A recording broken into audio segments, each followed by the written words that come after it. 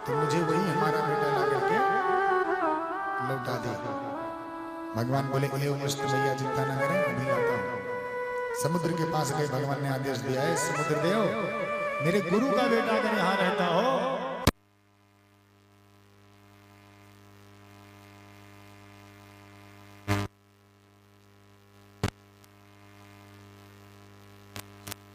करके 5 जन शंख में, शंख के भीतर रहता है। यदि उसने चुराया हो तो नहीं कह सकता भगवान दाऊ भैया के साथ समुद्र में प्रविष्ट भय। अब 5 जन नाम के दैत्य का वध कर डाला, शंख तो मिला लेकिन गुरु का बेटा नहीं मिला। अंततो गत्वा भगवान शंख उठाए, दाऊ भैया को प्रदान किए और शंख लेकर के यमराज के द्वार पर भगवान पहुंचे यमपुरी में।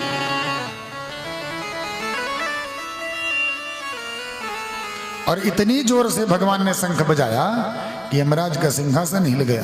बोलो जय श्री राधे। यमराज आए, अरे प्रभु आप पधारे, स्वागत है आपका। तो भगवान बोले गुरुपुत्र यहाँ नेतम निज कर्म निबंधनम। हे यमराज, मेरे गुरु का बेटा अगर यहाँ हो तो उसे तुरंत पास लाओ। तो यमराज बोले कि प्रभु क्या बताऊं, यहाँ जो आता है कर्मों में बंध करके आता है, पाप भुगतने, अपना सजा भुगतने यमपुरी में। कई लोग तो कहते हैं नरक यही है, स्वर्ग यही है। उन जीवात्माओं को नहीं पता है कि नरक स्वर्ग दोनों में अंतर है भाई। नरक कहाँ है? पृथ्वी से 100 योजन दूरी पर है, नीचे पाताल में संयमनीपुरी नाम का नरक। 12 नरक है। नरकों का वर्णन हुआ परीक्षित चौं, गरीब बाप रे बाप इतना खतरनाक। वज्रतुंड, रौरोपाक, कुंभी, बलाहक, ये सब नरकों के नाम हैं। वज्रतुंड नरक में जो व्यक्ति दुराचार में सदैव तल्लीन रहता है, उसे तपते तवे पर बैठा करके उस जीवात्मा को तपा देते हैं। कुंभी पाक में जीवात्मा की आंखें निकाल करके गिद्ध खा जाते हैं। बोलो जय श्री राधे। मन रोमांचित हो गया परीक्षित का, बोले प्रभु बस बस करिए, अब नरकों का वर्णन नहीं सुनना। तो नरक नीचे है और स्वर्ग ऊपर है। भोर भुआ स्वाहा जन्म तप और सत्य, ये मुकुटमणि है। तो भगवान यमराज बोले प्रभु कर्म बंधनों में बंध करके यहां लोग आते हैं। तो कन्हैया ने कहा जब मैंने कह दिया गुरुपुत्र मिहानितम निज कर्म निबंधनम, सारे कर्म बंधन खोल दो और तुरंत मेरे पास लेकर के आओ। जाकर के गुरुपुत्र ला करके द्वार पर ही प्रदान कर दिया, भीतर तक नहीं बुलाया यमराज ने भगवान को कि चलो थोड़ा बैठो, चाय पानी कर लो, तब जाना। अच्छा भीतर क्यों नहीं बुलाया? केवल इसलिए कि जानते हैं कि ये भीतर जाएंगे तो जो भीतर है सब बाहर हो जाएंगे। जितने पापी हैं भी सब इनके मुखार बिंदुओं का दर्शन करेंगे और सब शुद्ध बुद्ध मुक्त होकर के भाग जाएंगे, तो हमारी तो नौकरी खतरे में पड़ जाएगी। बोलो जय श्री राधे, है कि नहीं? इसलिए भीतर नहीं बुलाया और बाहर ला करके गुरुपुत्र प्रदान कर दिया। गुरुपुत्र ला करके माँ को भगवान ने दिया, लौट करके आए। इधर कंस की पत्नियां अस्थि और प्राप्ति दोनों, कंस की पत्नियों का क्या नाम है? अस्थि और प्राप्ति, अपने पिता के पास गई और अपने विधवा होने का कारण भगवान कृष्ण को बताया।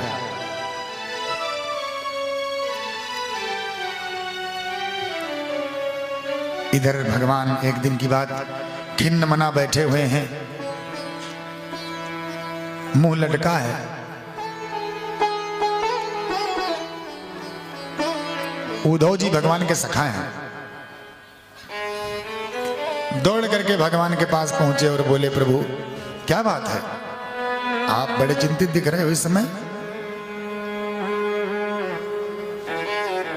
भगवान को लगा कि ये बृहस्पति जी का शिष्य है उद्धव, मेरा मित्र है, ज्ञान तो इसमें बहुत है,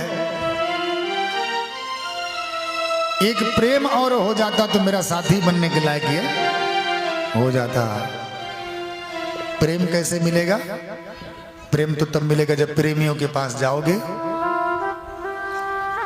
तो उद्धव आए तो कन्हैया बोले उद्धव उद्धव मोहि ब्रज बिसरत नहीं, हे उद्धव ब्रज मुझको भूलता नहीं है। यशोदा मैया का प्यार, गोपियों का स्नेह, गिरिराज से की जो मैंने पूजा करवाई, उद्धव एक बार तुम वहां चले जाओ, मैं उन गोपियों को आज जाऊंगा, कल मेला देखूंगा, परसों लौट आऊंगा, इतना ही कह करके चला आया था। अब बरसों बीत गए, मैं नहीं जा पाया।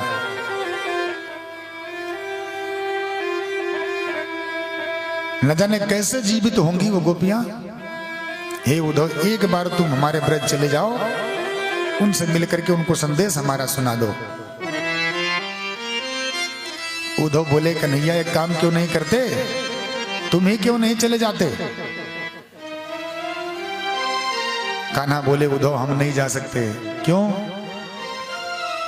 क्योंकि मैं चला जाऊंगा तो ये कंस का ससुर जो है जरासंध, इसको अगर पता चल गया कि मैं ब्रजवासियों से बड़ा प्रेम करता हूं, तो ये मेरा तो कुछ नहीं बिगाड़ पाएगा, लेकिन ब्रजवासियों को छोड़ेगा नहीं, कुछ ना कुछ हानि जरूर कर देगा। इसलिए ब्रजवासियों का प्रेम हमने गुप्त रखा है, कहा किसी से नहीं। एक काम करो प्रभु, आप नहीं जा सकते तो उनको बुला लो, है कुछ दिन के लिए वही लोग यहां मथुरा चले आए। भगवान बोले, ना उद्धव, उनको यहां बुला भी नहीं सकता। क्यों प्रभु? तो कन्हैया बोले, उद्धव उन लोगों का प्रेम मेरे प्रति जो है वात्सल्य प्रेम है, हमको अपना सखा मानते हैं, अपना बेटा मानते हैं। अब मथुरा वासियों का प्रेम ऐश्वर्य प्रेम है, जानते हैं कि भगवान है। मथुरा वासियों को सब पता है। बोलो जय श्री राधे। इसलिए दोनों प्रेम, जब ऐश्वर्य प्रेम और वात्सल्य प्रेम टकराएगा तो फिर गड़बड़ हो जाएगा। इसलिए मैं उनको बुला भी नहीं सकता, ना तो जा सकता हूं। हे उद्धव, एक बार तुम चले जाओ। उद्धव अपने मन में विचार करते हैं कि प्रभु हम क्या काम सौंप रहे हैं ये। यदि मैं चला भी गया तो उन गवार ग्वालों के बीच में कौन समझेगा मेरी भाषा को। गैया चराने वाले गवार ग्वाल बाल कौन समझेगा मेरी भाषा।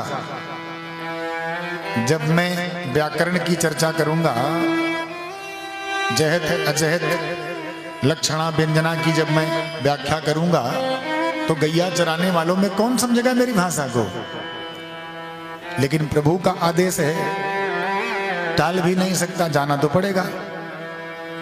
इसलिए उद्धव को भगवान ने अपने वस्त्र पहनाए,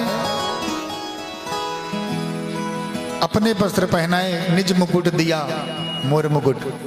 एकदम उद्धव जी कन्हैया के जैसे ही दिखते हैं, सांवले सलोनी, एकदम वैसे दिखते हैं। चल पड़े। गोधूली बेला में रथ प्रवेश कर गया गोकुल में, कोई देख नहीं पाया। नंद बाबा यशोदा मैया के मन में इतना अनुराग है भगवान के प्रति,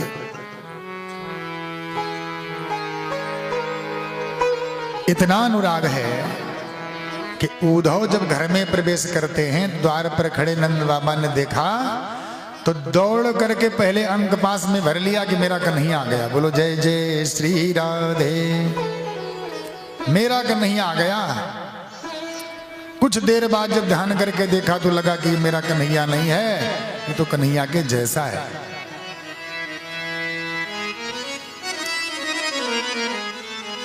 दूर किया तो हाल पूछा, और हाल चाल पूछने की क्रिया देखिए कैसे पूछ रहे हैं। कह रहे मथुरा वासी तो ठीक ठाक हैं। कंस के मरने के बाद वसुदेव देव की तो कुशल से हैं।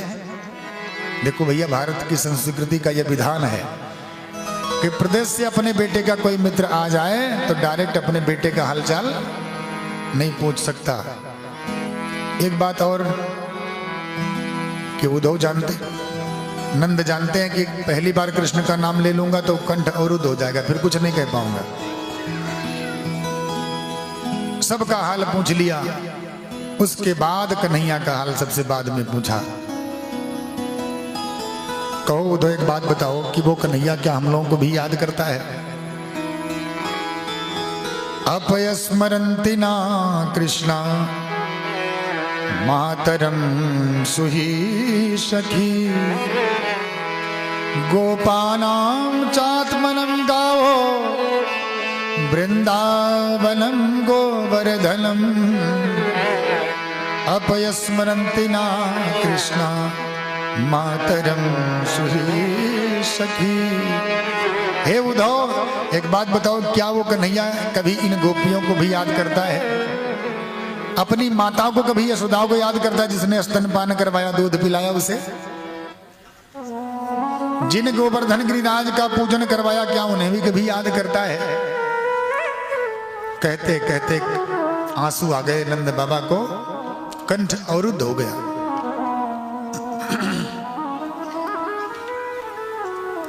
यशोदा मैया वहीं खड़ी हैं, बोल कुछ ना पा रही। यशोदा वाणी मनानी पुत्र से चरितानि चा शून्यत यत्र शून्यम स्नेही सुत पयो धरा यशोदा वाणी गुणा। मैया यशोदा खड़ी हैं, वाणी से कुछ नहीं कह पा रही हैं। स्तनों से दूध की धारा फूट पड़ी पुत्र के प्रेम में। 4 साल का हमारा बेटा भाग गया छोड़ करके, अभी तक नहीं आया। भगवान के प्रति नंद और यशोदा का यूं प्रेम देख करके उद्धव के मन में इतनी गलानी भई, इतने चकित हैं उद्धव कि क्या कह दूं उन दोनों प्राणियों से। ध्यान से सुनना भक्त सज्जनों, इनसे क्या कह दूं? दुनिया के जितने शास्त्र हैं सबका एक ही उद्देश्य बहनों, कि भगवान के चरणों में आपको प्रेम हो जाए। यही तो, जो पुस्तक उठा लीजिए, जो ग्रंथ उठा लीजिए, सबका एक ही लक्ष्य है, भगवान के चरणों में आपका प्रेम हो। और ये दोनों प्राणी पहले से ही भगवान के प्रेम में इतने मगन हैं, क्या इनको सुना दूं? क्या सुना दूं? ही नहीं। यदि ये कहूं कि भगवान को भूल जाओ तो ये विपरीत योग होगा। दुनिया जुड़ने के लिए कहती है, मैं भूलने के लिए कह दूं? हैं? कुछ समझ नहीं आया, एक शब्द नहीं बोल पाए उद्धव। ज्ञान सब धरा का धरा रह गया। नंद और यशोदा के प्रेम में बह गई ज्ञान की पंक्तियां सब। क्या सुनाते? एक बात केवल कही उद्धव ने ठठुर करके, हे बाबा, न माता न पिता तस्य न भार्यां न सुतसुता दया न आत्मयो निरपरस्यामि न देहो जन्मैव च।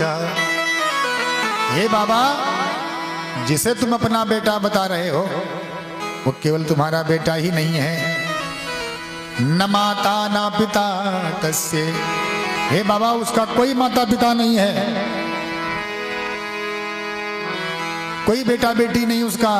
वो जगत पिता है, जगदीश्वर है, निरुपम है, निरुपाधिक है, निर्गुण है, निर्विशेष है, निरंजन है। बाबा उसे बेटा बता रहे हो, आपका केवल बेटा ही थोड़ी है, निराकार है वो। नंद बाबा बोले, वारे उद्धव, उपदेश तो तुम बड़ा बढ़िया सुना रहे हो भैया, लेकिन समझ नहीं आई। क्यों? जिसे तुम निर्गुण कह रहे हो, भगवान कह रहे हो, अरे भगवान तो त्रिगुणातीत होता है, सत्व रज तम तीनों गुणों से परे। क्यों भैया? तीनों गुणों से परे परमात्मा है। लेकिन हे उद्धव, ब्रज में तो वो कन्हैया बड़ा नटखट था। ग्वाल में मटके फोड़ना, माखन खाना, चोरी करना, ठुमके लगाना, तिरछी चितवन से देखना, तो हम कैसे मान लें कि वो त्रिगुणातीत है? बोलो जय श्री राधे, थोड़ा जोर से जय श्री राधे। जय श्री राधे। हाँ माताओं बहनों सब खूब तेज बोला करिए जब जरूरत पड़े तो। इसके लिए थोड़ी सी शक्ति झगड़ा करने के लिए आप में ज्यादा हो जाएगी। राधे बोलने से घर में जाओगी तो खूब ताकत आ जाएगी लड़ने के लिए, जम के लड़ना।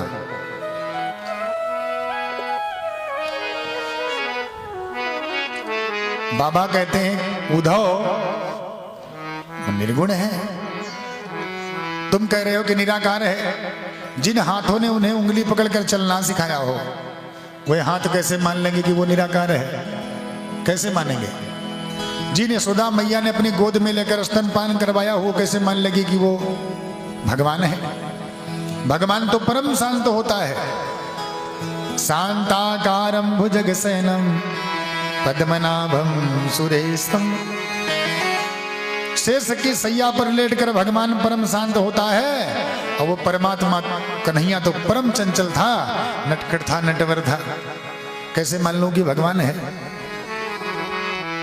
हे उद्धव, एक बात तुमसे बता दूं कि जो आंखें भगवान के दर्शन की रसिक होती हैं, वो तुम्हारा उपदेश नहीं सुनेंगी। ध्यान रखना। क्यों भैया परिचित, किसी को प्यास लगी हो, आप हमसे पानी मांगिए तो हम आपको पानी का उपदेश सुनाने लगे कि आकाश में पानी है, पृथ्वी में पानी है, शरीर में भी पानी है। तो क्या पानी का उपदेश सुनने से तुम्हारी प्यास बुझ जाएगी? नहीं ना।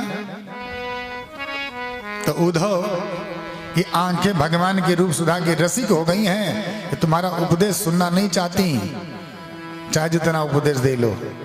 उद्धव बाबा कहते हैं, नंद बाबा उद्धव से, उद्धव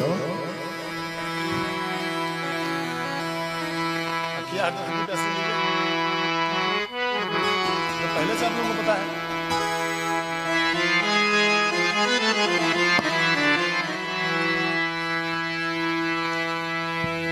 हे उद्धव, ये आंखें भगवान के रूप सुधा के रसिक हैं। अखिया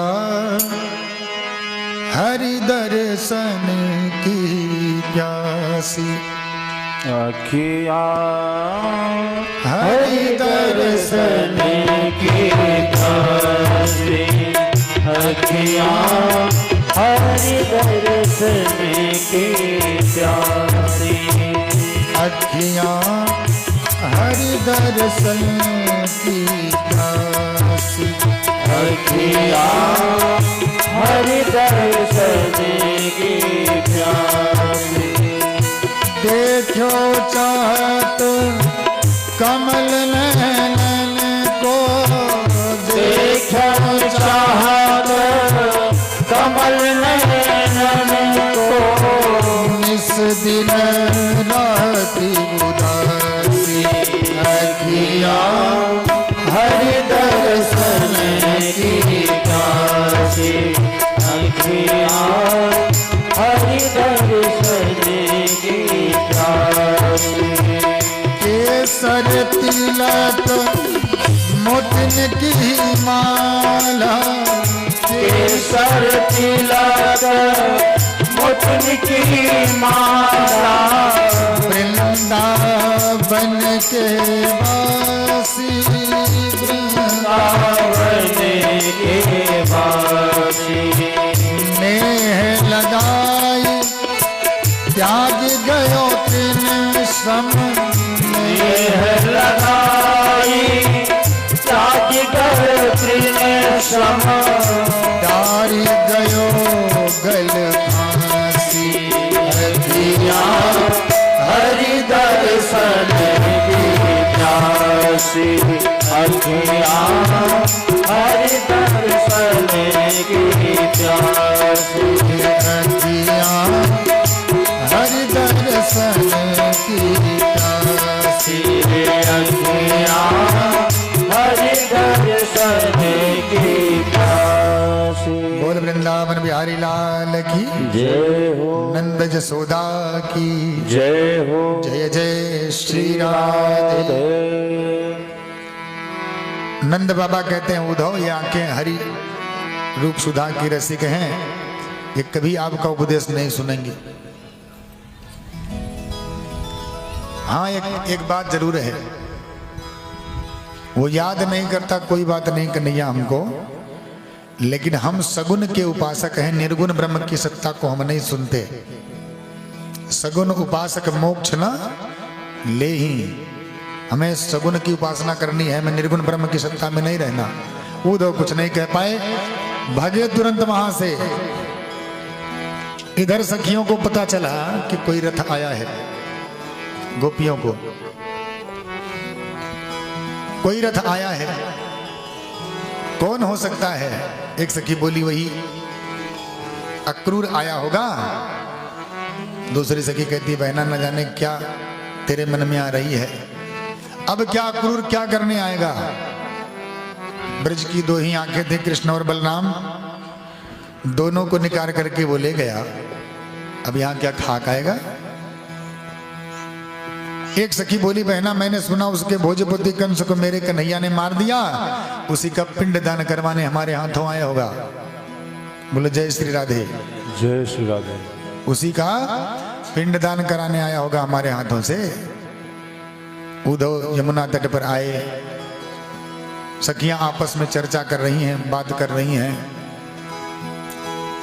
श्री कृष्ण के चरित्रों को याद करके रो रही हैं। एक सखी बोली बहन जानती है कैसे वो कन्हैया छोड़कर हमको चला गया? दूसरी सखी हाँ बता बहना। गोपी कहती है जैसे पुष्प का पराग लेकर भंवरा उड़ जाता है। बोलो जय श्री राधे। जय श्री राधे। जरा जोर से बोले। हाँ आज तो विवाह का दिन है, इधर उधर ना देखें, कथा पर ध्यान रखें। एक सखी कहती है जैसे पुष्प का पराग लेकर भंवरा उड़ जाता है वैसे उड़ गया वो काला काला। दूसरी सखी बोली जैसे जंगल में आग लगने की आशंका पाकर पंछी भाग जाते हैं ऐसे चला गया हमको छोड़कर। तीसरी सखी कहती है जैसे धनहीन पुरुष को गणिका छोड़कर भाग जाती है, पैसा ना हो तो ऐसे भाग गया। चौथी सखी बोली जैसे पूजन करवा करके पंडित दक्षिणा लेकर भाग जाता है उसी प्रकार हमको छोड़कर भाग गया। दृष्टांतों की झड़ी लगा दी। एक सखी बोली क्या कहूं बहन इस काले की कपट कथा। इतने में एक भंवरा आया, गुनगुनाता भया भंवरा आया, किशोरी जी के चरणों पर जाकर बैठ गया। और चरणों पर जब बैठा तो डांटने लगी किशोरी राधा रानी, ऐ मतवाले भंवरे मेरे पास मत आना, आज पता चला कि काले सब कपटी होते हैं। काले सब कपटी होते हैं। एक सखी बोली बहन कहां तक सुनाऊं काले की कपट कथा? जानती है सुपनखा तो इसकी बड़ी दीवानी बन के गई थी पंचवटी में। क्या किया इसने, इस काले ने? वो तो प्रेम दीवानी बनकर गई थी, भाई से कह करके नाक कान दोनों कटवा दिए सुपनखा के। दूसरी सखी बोली बहन कहां तक बताऊं, बलि तो इसका बड़ा दीवाना था। क्या किया इस काल ने, बामन बन करके तीनों लोग नाप डाले, यहां तक कि बलि को भी बंदी बना लिया। बोलो जय जय श्री राधे। जय श्री राधे। एक बोली बहन क्या बताऊं काले की कपट कथा, बंदर को तो बहेलिए भी नहीं मारते, लेकिन इस काले ने राम बन करके बाली को जो बंदर है उसे मारा। उद्धव जी सुन रहे हैं खड़े खड़े, सब मन में विचार कर रहे हैं कि मैं एक जन्म की कथा सुनाने आया था इनको, कृष्ण कथा। बोलो जय जय श्री राधे। और ये 3 जन्मों की कथा सुना रही हैं। इसका मतलब ये जानती हैं कि यही वामन है, यही परशुराम है, यही बराह है, यही मत्स्य है, यही कच्छप। ये गोपियां इतनी जानकार, इतनी पढ़ी लिखी, क्या उपदेश दे दूं इनको? एक बात कहते हैं कन्हैया से, कन्हैया आज पता चला कि भक्ति प्रेम के बिना कितनी अधूरी होती है। हे कान्हा यदि कभी मेरा जन्म हो तो मुझे जन्म ब्रज में देना, भले ही यहाँ के कंकर पत्थर बना देना, लेकिन जन्म ब्रज में होना चाहिए। भंवरे को ताना सुना रही थी, भंवरा इतने में उड़ गया। किशोरी जी ने देखा कि चला गया भंवरा और सखियां बिकल होंगी, अरे बहना ये हमारे प्यारे का, प्राण प्यारे का सखा था, आया है, अभी जाकर के बताएगा तो क्या हाल होगा उनका, क्या सोचेंगे हमारे बारे में। सारी गोपियां बिकल हो गई। इतने में भंवरा वो लौट आया। अरे भैया भंवरे लौटा, हम लोग क्रोधावेश में न जाने क्या क्या तुमको कह गई। किशोर जी ने अपना दुपट्टा बिछा दिया, उसी पर भंवरा बैठ गया। तमाम चर्चा भाई। उद्धव जी ने देखा कि भगवान कृष्ण की भक्ति के बिना जीवन कितना अधूरा है। बुद्धि बड़ी चतुराई बड़ी सुंदरता जग में प्रगटी है। मान बड़ो धन धाम बड़ो अस कीरति का हुस्नाहि घटी है। ध्यान से सुनना। झूमत द्वार गजेंद्र हजार और इंद्र से कछुनाहि घटी है। और तुलसी जगदीश के भक्ति बिना जैसे सुंदर नारी की नाक कटी है। भगवान की भक्ति ना हो तो समझ लेना जीवन में नारी बड़ी सुंदर हो जैसे उसकी नाक कट गई हो। भक्ति के बिना जीवन यूं ही अधूरा है। बोले भक्तवत्सल भगवान की जय हो। एक दिन के लिए गए थे उद्धव, पूरे 6 महीने बीत गए ब्रज में, लौट ही नहीं पाए। और जब चलने लगे तो सखियां कहती हैं उद्धव से, हे उद्धव क्या वो कन्हैया कभी हमको मिलेगा? कहीं आई है मोर समरिया है उद्धव यतना बताएगा। हमारे प्राण प्यारे कब आएंगे, हमारे प्राण धन बताओगे? कहीं आई है मोर समरिया है उद्धव यतना है मोर समरिया है उद्धव यतना बताइदा। यतना बताइदा हो हरि से मिलाएगा। यतना बताइदा हो हरि से मिलाएगा। यतना बताइदा हो हरि से मिलाएगा। कहीं आई है मोर समरिया है उद्धव यतना कहीं आए हैं उद्धव यतना बताएगा। रात पहर मोहे आवे न निदिया। रात पहर मोहे आवे न निदिया। रात पहर मोहे आवे न निदिया। रात पहर मोहे आवे न निदिया। हम तो सतावे मथवा के बिंदिया। हम तो सतावे मथवा के बिंदिया। हम तो सतावे मथवा के बिंदिया। ताकतरी उनके डगरिया है उद्धव यतना। ताकतरी उनके डगरिया है उद्धव यतना बताएगा। है मोर समरिया है उद्धव यतना बताएगा। बिरही शाम अगर ना आई है। बिरही शाम अगर ना आई है। बिरही शाम अगर ना आई है। जियत राधिका के ना पई है। जियत राधिका के ना पई है। अरे बीत जाई सगरो उमरिया है उद्धव यतना। जारी सगरो उमरिया उद्धव यतना बताएगा। कहीं आए हैं मोर समरिया है उद्धव यतना।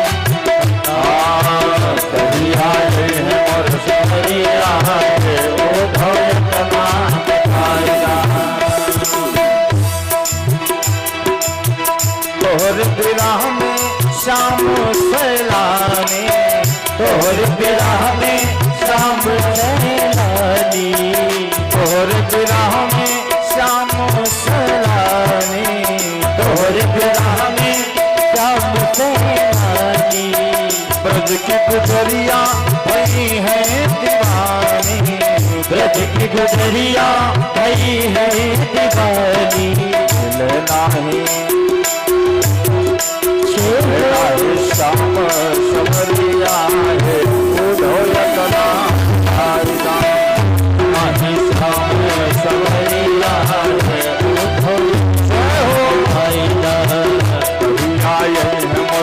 समरिया है उद्धव बताएगा। कहीं आए हैं मोर समरिया है उद्धव यतना बताएगा। कहीं आई है मोर समरिया उद्धव यतना बताएगा। कहीं आई है मोर समरिया उद्धव यतना बताएगा।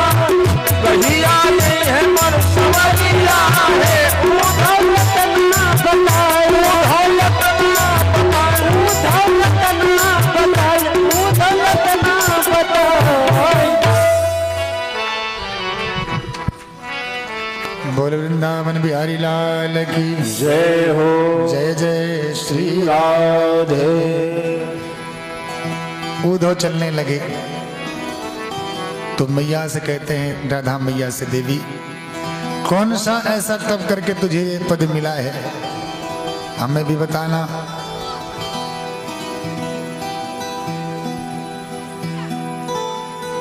राधा मैया ने कहा, उद्धव सुनो कि ये तो प्रेम की बात है उद्धव, ये तुम्हारी समझ में नहीं आएगी। क्यों? ये तो प्रेम की बात है उद्धव, बंदगी तेरे बस की नहीं है। ये तो प्रेम की बात है उद्धव, बंदगी तेरे बस की नहीं है। ये तो प्रेम की बात है उद्धव, ये तो प्रेम की बात है उद्धव, बंदगी तेरे बस की नहीं है। ये तो प्रेम की बात है उद्धव, बंदगी तेरे बस की नहीं है।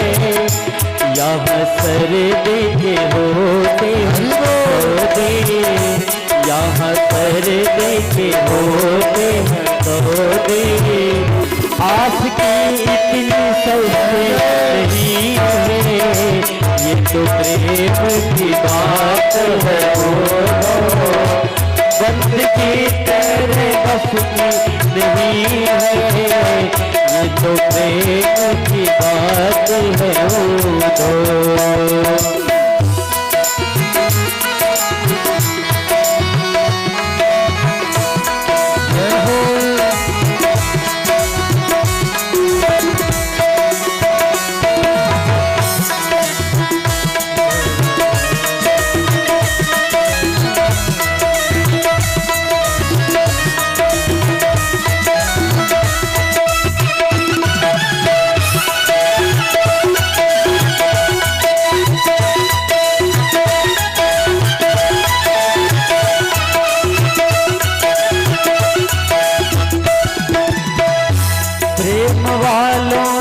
कब वक्त पूछा उनकी पूजा में सुन ले उद्धव,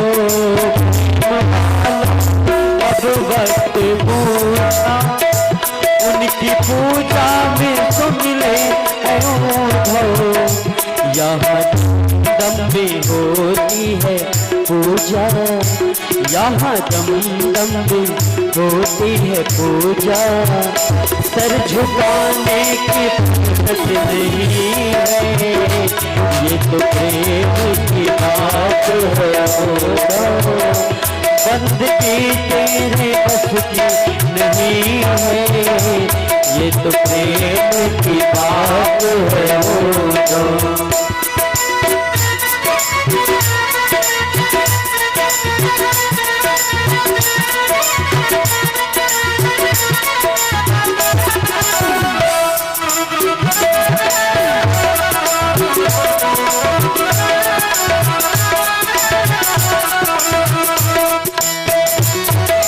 तालियों के साथ भजन का सहयोग करें। ताली बजाने की कथा में बहुत आनंद आएगा, इसलिए कीर्तन करवाया जाता है। और तालियों को करते रहे। जो असल में है मस्ती में डूबे, उन्हें क्या परवाह जिंदगी की। जो असल में है मस्ती में डूबे, उन्हें क्या परवाह जिंदगी की। और जो उतरती है चढ़ती है मस्ती, जो उतरती है चढ़ती है मस्ती, वो हकीकत में मस्ती नहीं है। ये तो प्रेम की बात है उद्धव, बंदगी तेरे बस की नहीं है। यहाँ सर्दी के होते होते, आपकी इतनी मस्ती नहीं है। ये तो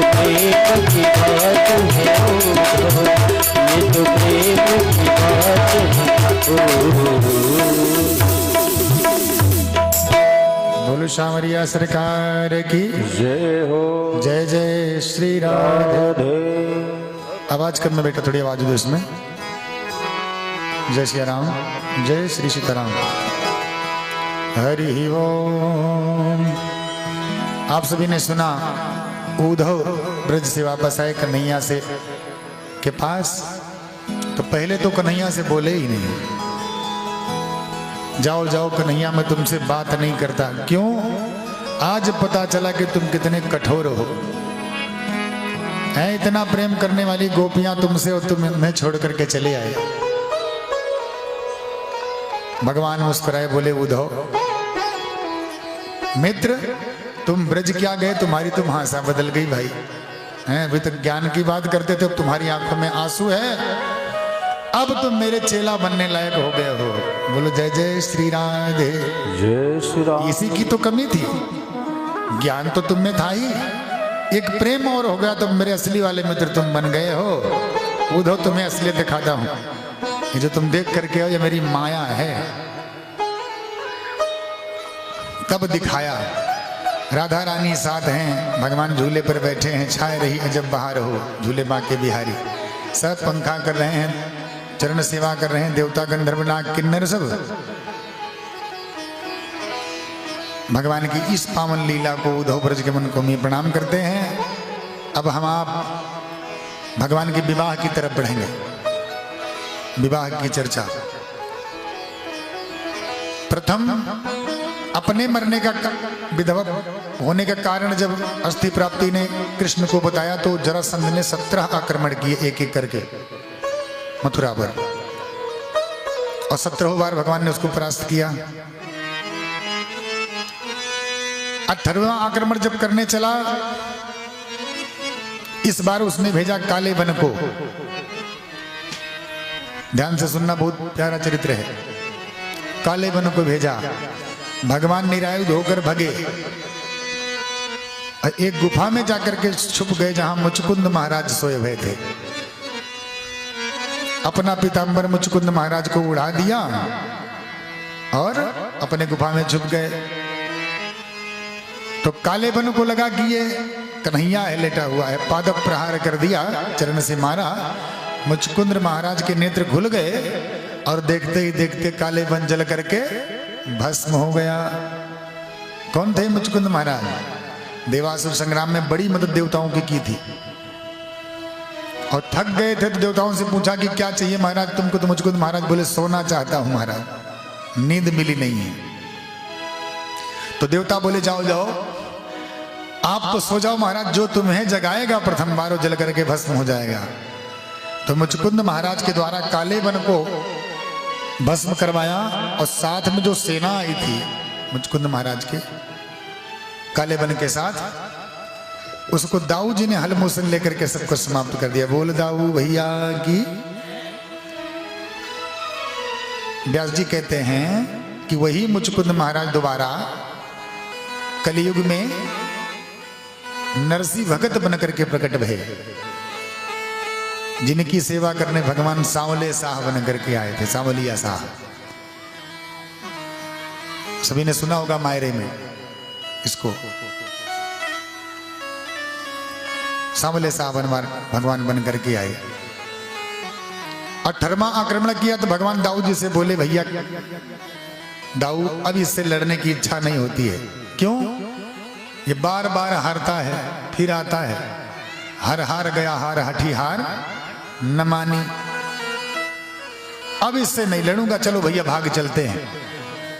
कहां चलोगे? भगवान बोले द्वारकापुरी बसा ली है हमने समुद्र के बीचों बीच, चलो वहीं चलते हैं सब। दाऊ बोले कन्हैया सब रण छोड़ कहेंगे, युद्ध छोड़कर भाग जाएगा तो कौन समाएगा? देखो कौन वाला? हमारा सीटी कर रहा था। तो कन्हैया बोले ढेर सारा नाम पड़ गया है, चलो एक नाम और सही, रणछोड़ भी हो जाए। जहां माखन चोर है वहीं रणछोड़ भी सही।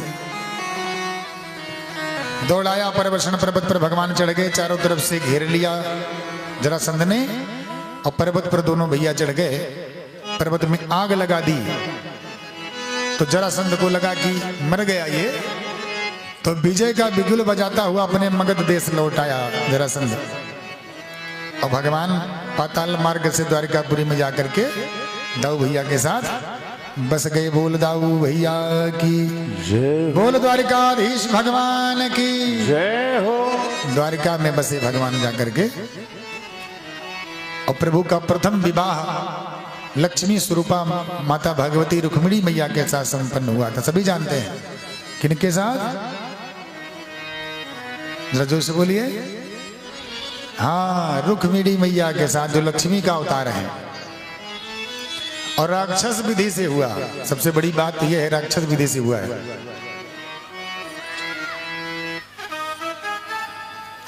राक्षस विधि किसे कहते हैं?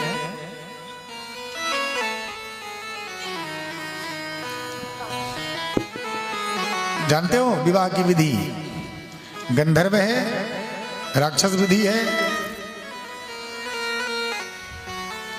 और प्रेम विवाह भाई तो कहना ही क्या, जिससे मन बना उसी से कर लिया। राक्षस विधि में जब दोनों पक्ष राजी नहीं होता है, दोनों पक्ष, न कन्या पक्ष राजी होता है न वर पक्ष राजी होता है, जो भाग करके विवाह करते हैं उसे ही राक्षस विधि कहा जाता है। तो परीक्षित महाराज चौंके, वारे प्रभु ऐसे नहीं माता जी, ऐसे नहीं, ऐसे नहीं, खुला प्रसाद न चलाइए, उठाइए वहां से। हाँ नहीं नहीं, बस हाँ, उसके सहित लगाओ, नीचे रखो। ऐसे में क्या होता है कि भगवान प्रसाद पर नाराज होते हैं जब बिना पात्र के चढ़ा जाता है ना। हाँ बोलो जय श्री राधे।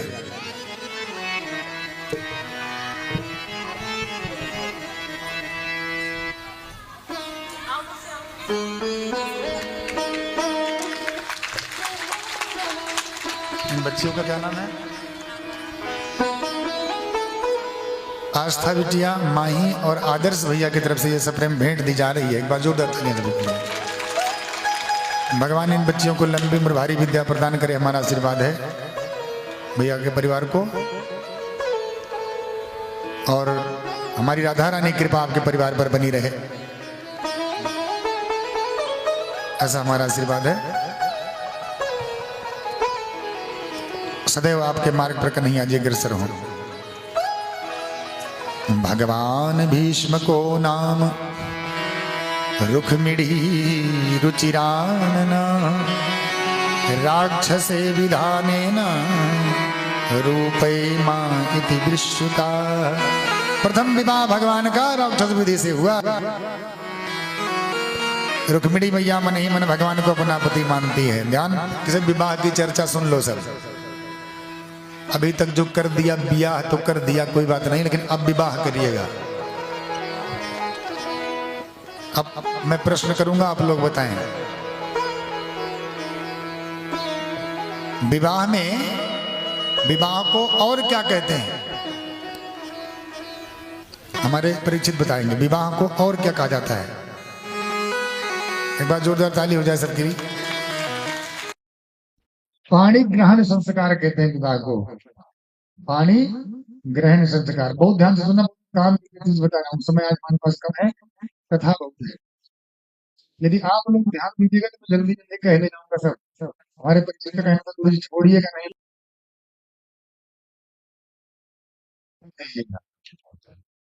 ताकि हमारे ज्ञान के वालों को लगे कि छेड़ विद्या के नाम में सब तरह सुनने को मिलेगी। लेकिन क्या किया जाए, तो जब 3 घंटे में, 3 सवा 3 घंटे में आचमन होता है, कथा कहाँ होती है? जब 4 से 5 घंटे का समय मिले तब जाना कथा भाई। इतना चाहूं पर उसको अभी न जाने कितनी चीजें छूटी जा रही हैं। तो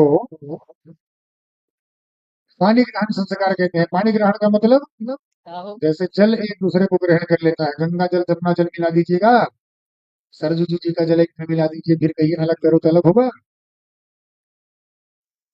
अर्थात इतना मजबूत वाला संस्कार है कि जैसे पानी अलग नहीं हो सकता, वैसे दूल्हे दुल्हन का भी अलग ना हो, इसलिए तो पानी ग्रहण संस्कार कहते हैं। दो चीज, कई लोग शादी कहते हैं, शादी होती तो उसमें रंगीनी ना हो। एक चीज और जान लीजिए, विवाह के मंडप में जब बैठती है दूल्हा और दूल्हा दोनों, तो सबसे पहले पवित्रीकरण के बाद गठबंधन बंधन होता है। गठबंधन होता है कि नहीं होता है?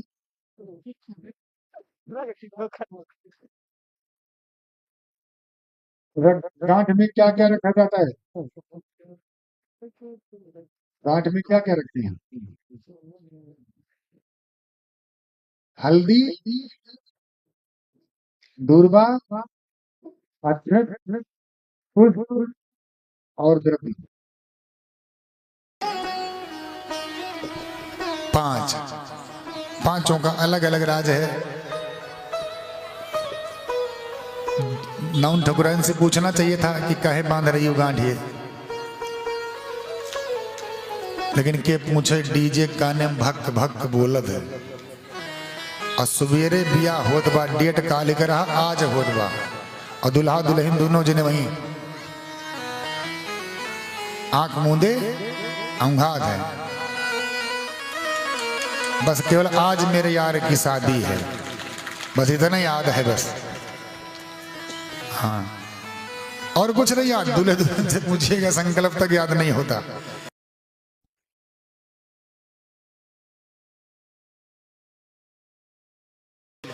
गायत्री परिवार शक्तिपीठ गुप्तारगंज में हमने कह दिया हाथ उठाओ सब दूल्हे, संकल्प लोग अपनी पत्नी को छोड़कर और किसी पत्नी को नजर उठाकर नहीं देखेंगे। दूल्हों ने मार दो,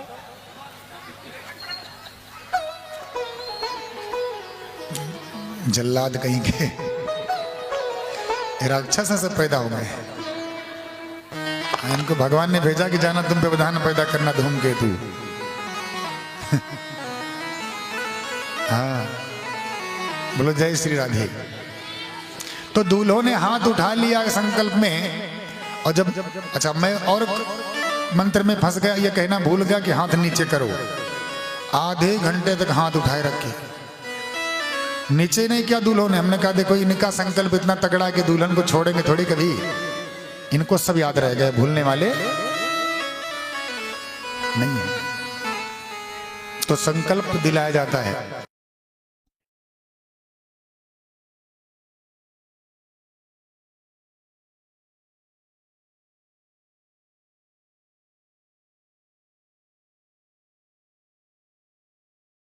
रही मन प्रीत सराहिए, मिले होत रंग दून, ज्यों जर्दी हरदी तजे, तजे सफेदी चून।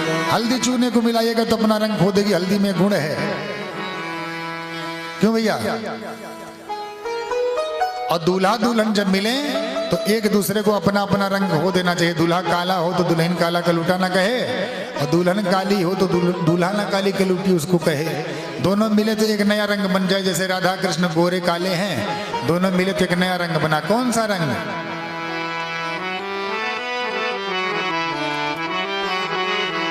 ओ मैया, इनका बुलावा गवा, इनका। हाँ आपका वहरिया का बा, बहुत ध्यान से देखती हैं। जय हो, जय हो महारानी। हाँ तो अरे इतना ना देखिए कि नजर लग जाए अगले को। राधा कृष्ण मिले तो कौन सा रंग बना?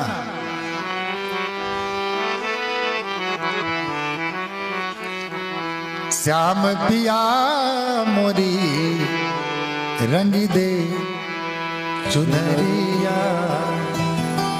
श्याम पिया मोरी रंग दे चुनरिया।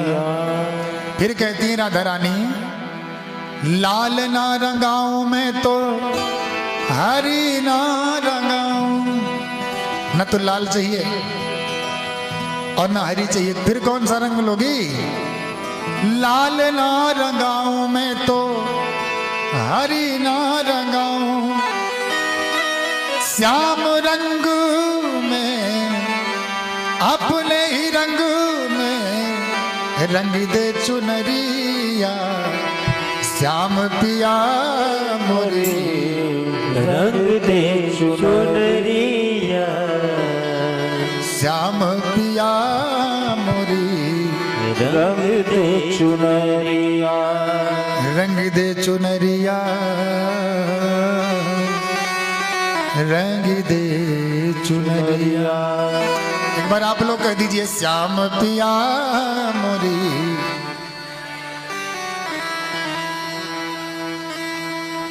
श्याम पिया मोरी।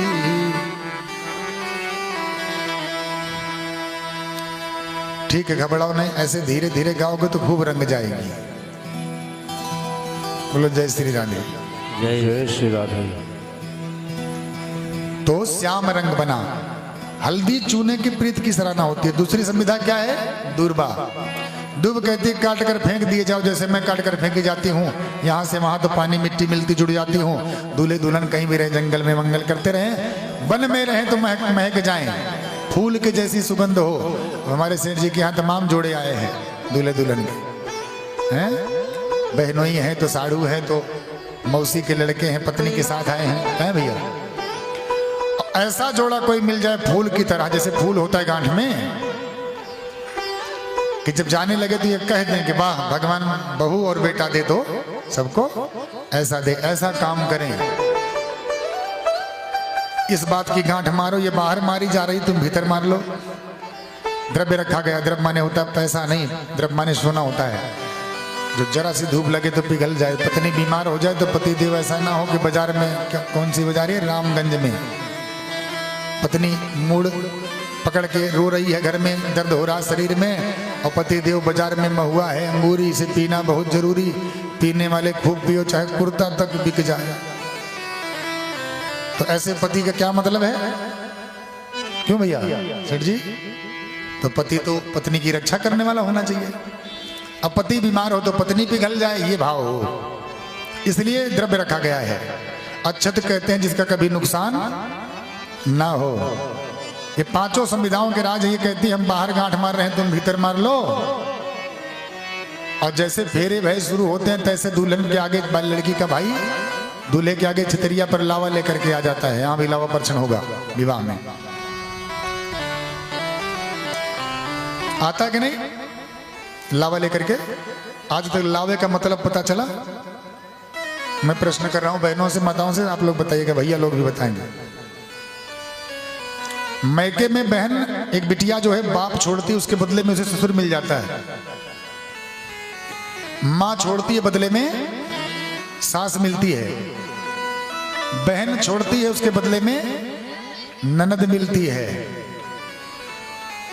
भाई छोड़ती, बदले में देवर मिल जाता है।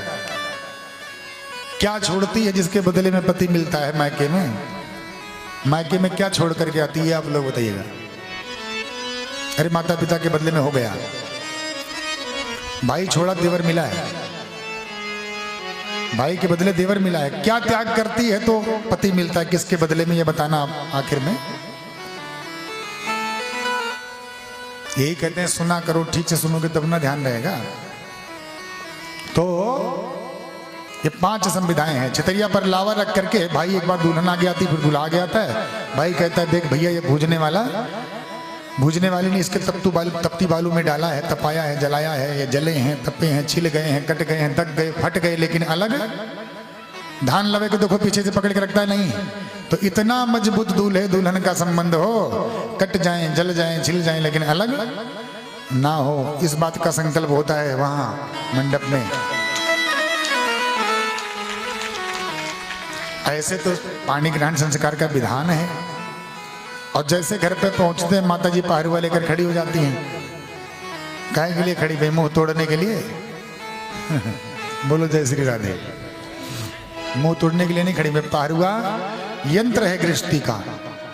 आज से नए आश्रम में आप प्रवेश कर रहे हैं, गृहस्थ आश्रम में, तो सारी वस्तुएं माता जी देती हैं। चूल्हा, चक्की, जितना सब होता है, यहाँ से चूल्हा बना करके भी जाता है।